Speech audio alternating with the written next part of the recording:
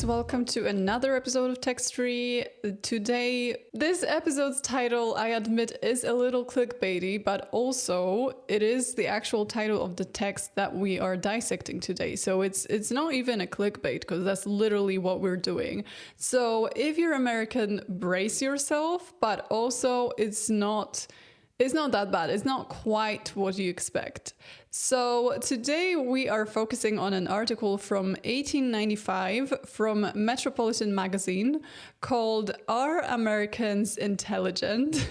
An article that was supposedly written by a Chinese gentleman. Now, mind you, 19th century was not a fantastic time for Chinese people in the US. Throughout the latter half of the century, the government implemented acts and laws preventing Chinese immigrants from settling in the US.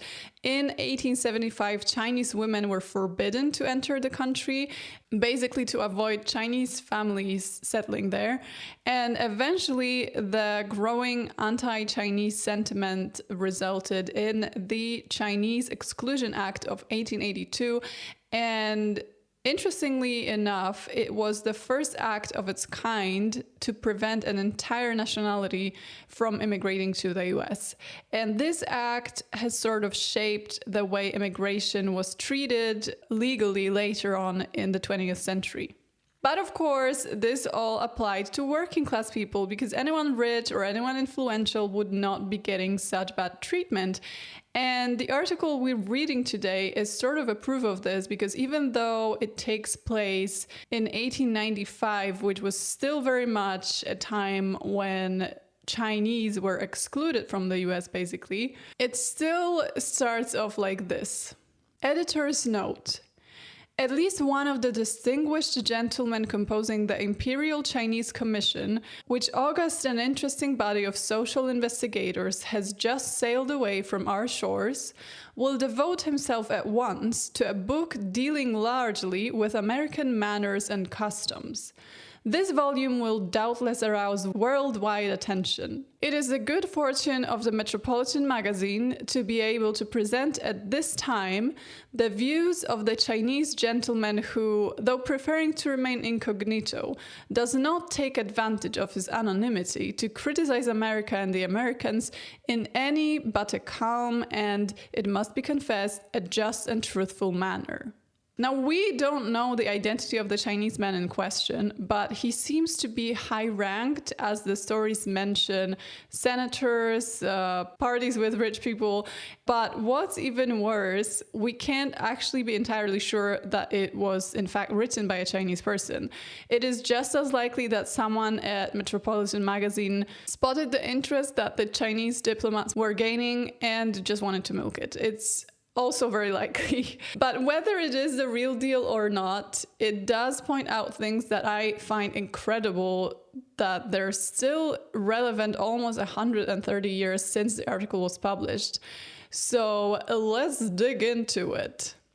If an American wishes to pay you any attention, he invites you to dine. If you present a letter of introduction, you are invited to dine, and you see the charming American women at their best at these feasts of Lucullus, where wine and soul blend and flow on a seeming Pactolian stream. The American gentleman is here seen at his best, and when I say gentleman, I mean a man like Theodore Roosevelt, Senator Beveridge, or Senator Aldrich, or Senator Lodge of Boston, Senator Daniel of Virginia, or Secretary Bonaparte of Baltimore. I specify these names as they were given me by a lady in Washington, who kindly offered to separate for me the social goats from the lambs. These gentlemen are gentlemen always. They represent the type. On the other hand, we have Senator B and Senator S, the names are censored here, who are estimable men, but not gentlemen, and types of that class. I ventured to ask why she did not consider Senator B a gentleman, as I had often met him and found him a most courteous person. He lacks the pose, the bearing, and above all, he does not feel like a gentleman, said this terrible critic. Senator B is a politician, pure and simple. You would not offend him by telling him that he was not a gentleman, as he knows it. This is the cross that so many of our leaders in America have to bear, she continued. They dress, ape, and even look like gentlemen, but they know they are not. This to me is a little confusing because of all countries in 19th century, the US was pretty well known for being welcoming of people of all backgrounds, and as long as you had money, you were pretty much set. And this is something that they often argued about with people from France, with people from the UK, with people from Germany or Prussia at the time, because the continental rich people were usually big family names, and they did not quite accept the American way of living where money was enough to get you in a high position. This is why I find it interesting that she makes a distinction between politicians and gentlemen, as if being a politician automatically made you of lower standing. This conversation was held at a dinner party. And one of the offending senators came in late, not one I have mentioned, but a similar type, and the difference between such a man and the other appeared to be that one had the air of having always mingled with gentlemen, and the other not. That is also a little confusing, but let us continue. I wish I could describe this dinner, since it represented the people one meets at the highest and most select of the official circles. I understood that 2/3 of the guests held the highest social positions in the parts of the country from which they came. The rest were men who had forced themselves to the front by their brilliancy of mind or executive ability. Every man had 2 ladies by him, one on each side, and it was his duty to see that they were entertained. So the dinner was a conversazione. The guests of honor were the Earl and Countess of... this one's blank. The Earl sat on the right of the host. Beyond that, no question of precedence came up. There is always one great dinner feature. This is the storyteller. He is always dressed as a gentleman, and he tells the most amusing stories. And all the guests are of a piece. They all could tell stories. Suddenly the conversation would lag and someone would whisper, "The senator is telling a story." The conversation had been on tipping, giving servants presents for the service they are paid for, which is one of the blemishes on American life.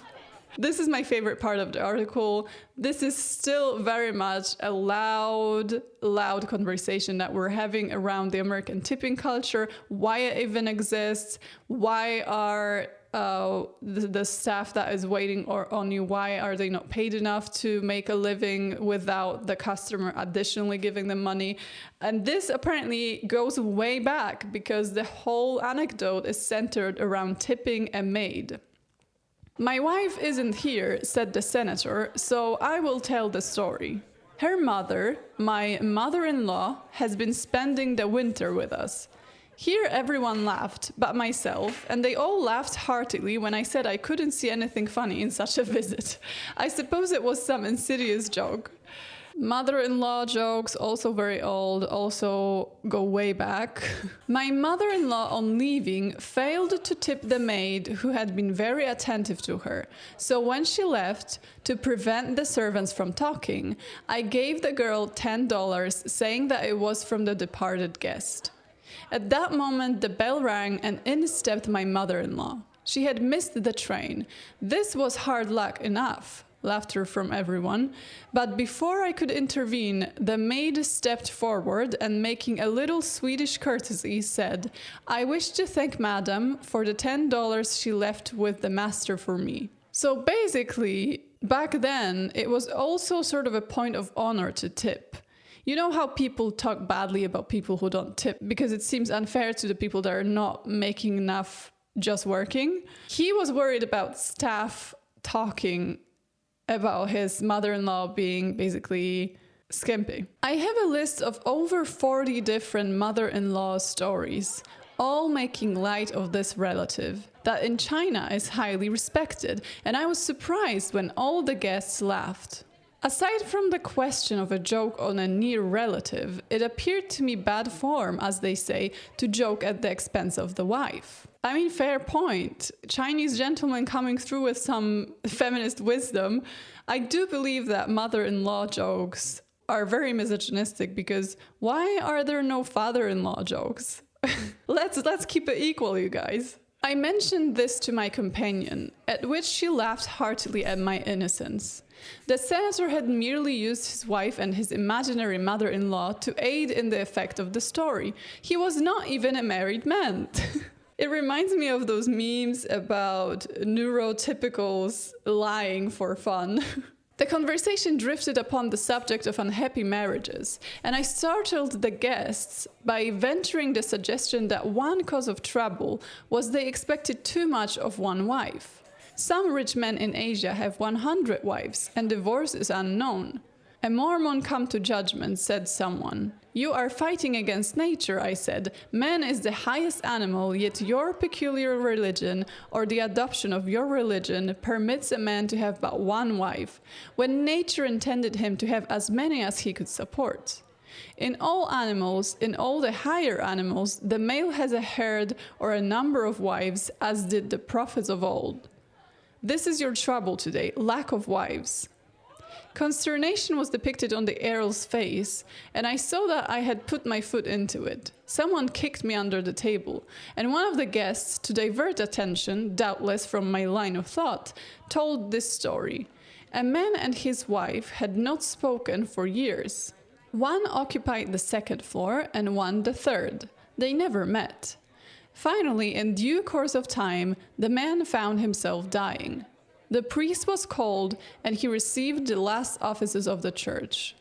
Then, just as he was dying, he turned to his weeping valet, who knew that this was an end of his clothes supply, and said, Augustus, take this down to my wife. It was a card which bore the letters PCC, call to take leave. A card which ladies or gentlemen send their friends when they are going to take a long journey. This story created much merriment despite its solemn nature, and illustrates the importance of the story at the American dinner. Also, how opposite are the lines of thought of American and Chinese. All the stories were good from their standpoint, but while I laughed, I found them barren of real wit. Indeed, I rarely understood them until they had been explained. It's interesting because a lot is being said nowadays about American humor, and a lot of people that are not Americans find it difficult sometimes to grasp the American humor. I don't know what it is about it, but I do admit things like SNL, I don't understand it. I don't get what it's all about. I do admit there is a lot of American things that make me laugh very dearly, but there is also a lot of things that I do find quite confusing as a European. And it's interesting that he had a similar impression being a Chinese in 1890s. The Earl told a story at the expense of the English. Two gentlemen were crossing a bridge when one said to the other, "Dean, do you like bananas?" "Yes," replied the Dean. A year later, and as it happened on the same day and hour, the bishop and dean were crossing the same bridge, and when in the center, the bishop said, "How?" "Fried," replied the dean. This was received with roars of laughter. All these stories were told in a natural way. That is, they were suggested by the conversation, each guest in telling a story saying, "That reminds me of a story," then telling it. Sounds like a good party, to be honest. To be a good storyteller has an important bearing upon a man's career. He becomes famous as such, and it is not too much to say that you read more about the stories told by distinguished Americans than any of their acts. The stories of Daniel Webster and Abraham Lincoln are told today with infinite gusto, while the story of George Washington and his hatchet is taught in the schools. I soon saw that unless I had a stock of stories, I would be considered very stupid. So as I had read up a lot of the old dervish stories, I retailed them as original with great success. Conversation soon turned on the mistakes of imitation, and I promptly said, "That reminds me of a story." Good on him for catching up so quickly on the customs of that dinner party. A young girl of a small town in the Shantou province was married to a young man who, to her dismay, turned out to be not over bright, and her pride made her make every effort to disguise this. To some, she said he is a great student. His mind is occupied with thoughts which we do not understand. To others, she said that he had taken a vow to appear simple for a year in order to humiliate the flesh. One day he was invited to the house of a relative who also had recently married, and who boasted of the fine mental attainments of her husband. The wife of the simple husband was in a great quandary, fearing that he would commit some gross error.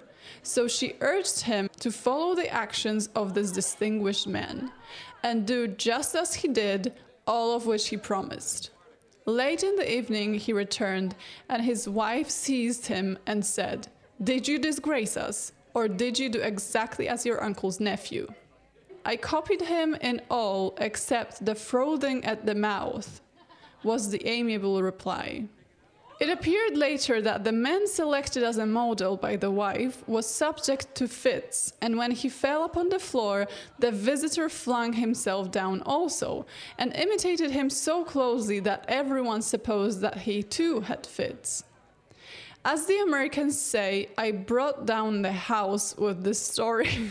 "Speaking of fits," said a senator after the laugh had subsided, "reminds me of a doctor named Adams who lived in my native town. He was called in to attend my uncle, who had some very strange symptoms. The old doctor puzzled over it for some time, then rose and handed him some pills, saying, 'I don't know what is the matter with you, but take these pills, they will throw you into fits, and I am hell on fits.' This too was received with laughter, and one lady told a story of an old age as a takeoff on the story which it appears was antiquated. In polite society, you never, at least where ladies are, hear a story with a double meaning, but you invariably hear tales where the point turns on an oath. Clergymen of the Episcopal Church who are very liberal are prone to this, and the number of swearing stories I heard at dinner would make a book. Finally, the conversation drifted upon the relative intelligence of great nations. The Earl claimed that in literature and science, his country stood at the head, while Senator H claimed that America led in everything. This is still a sentiment I see online very often. And as he was somewhat overheated with wine and whiskey, he drove the Earl from the field. And finally, they all appealed to me, and I, of course, said that they were both wrong, that China led in all things.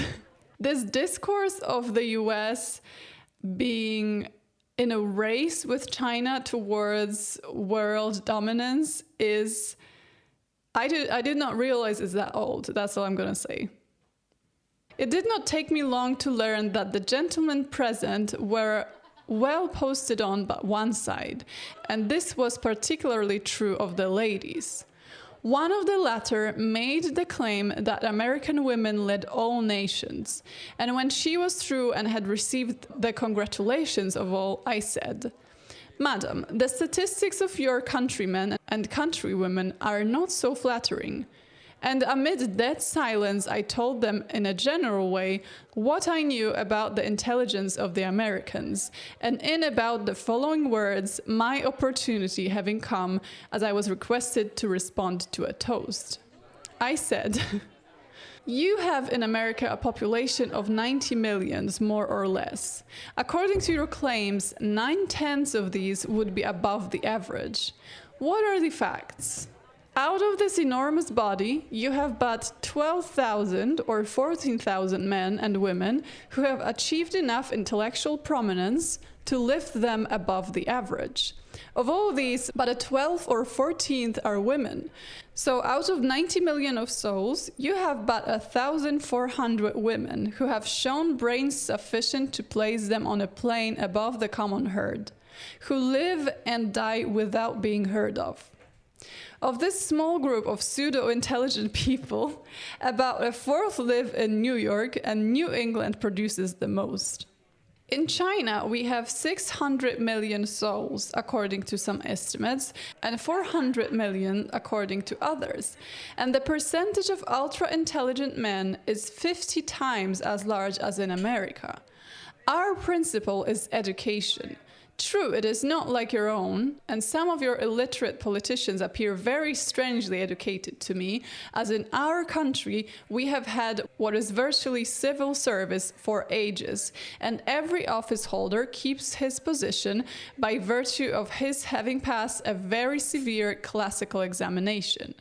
My ancestor, of particular note in what would be 1500 years ago, was an astronomer of distinguished parts, and we have had many of your arts and sciences for ages. Chinamen visited America 1,000 years before Columbus was heard of. Your Native American Indians could trace their ancestry back to Far Cathay thousands of years ago had they preserved their annals. And so I might go on and speak all night telling you of the inventions which fill your patent office which were stolen from China. Damn, he is on fire. He is on fire. The Chinese gentleman had enough. The Yankee is famous for his cuteness, but it does not stand investigation. When the first Yankee sea captain entered China, he made a list of all our inventions and appliances, and when he returned to America, he began to invent things and get them patented. I have seen scores of patented articles that have been known in China for 2,000 years. The patents your inventors did not discover in China, they found in the Pompeian Museum in Rome. Assuredly, you Americans are not remarkable originators, you are adapters. You devour the idea of someone else and present it in a new and charming guise. Wow, whew! If I was an American at that dinner party, at this point I would just lose all my appetite and go home. Because I have been read to filth. I don't know, if it was a movie scene, I would just expect them to put crickets in after he was done. And then a single person going like... and then them clapping. But apparently they took it well. My criticism was received in the best of good nature. After this dinner, I was invited to the house of Senator D, where they played poker until 4 each morning. I was impressed by their skill. I lost $200 in learning the game, but you pay for teachers everywhere. Poker is the American game par excellence, and the sums that change hands over it are astounding. I saw a senator who is a multi-millionaire wager thousands against another. He had a hand that was absolutely valueless, but he drew one card to give the impression that he held a good hand. And then by backing this worthless hand, by piling on the bets, he bluffed out all the rest and made a fortune. The bluff is a natural characteristic. Is he saying Americans are liars? Because this is really interesting. The English language is very difficult. In our language, the Americans claim that some words have different meanings according to inflection, but American words have meanings according to their use and their surroundings. Thus at breakfast, the butler or servant says, "Will you have some toast?" which is roasted bread crisp. At a dinner, they have a toastmaster who proposes the toast, which is now a sentiment to be followed by a speech. A man says to your polite inquiry as to his health, "bully," meaning good, yet this is the name of a scoundrel who is bad. It is impolite to say hell, but Hades is quite correct. I am constantly laughing at my good American friends on account of their strange contradictions. The hats and dresses of the aristocracy come from France. France establishes the fashion for America. Even their olive oil, which they import, is made of cotton seeds raised in Georgia and sold to the European olive oil men who send it back. Did you ever hear so strange a people? Are Americans really intelligent? This is the whole article. I have to say, if it was really a Chinese person, I wonder how they took that article. If it was a fake Chinese person pretending that it is a Chinese person, it is quite bold, I think. A lot of things mentioned here, especially his monologue about Americans not being more intelligent than the Chinese. If it was actually an American, what prompted him to write it? And if it was a Chinese person, I find it easy to believe, because there is a lot of frustration that comes through that monologue.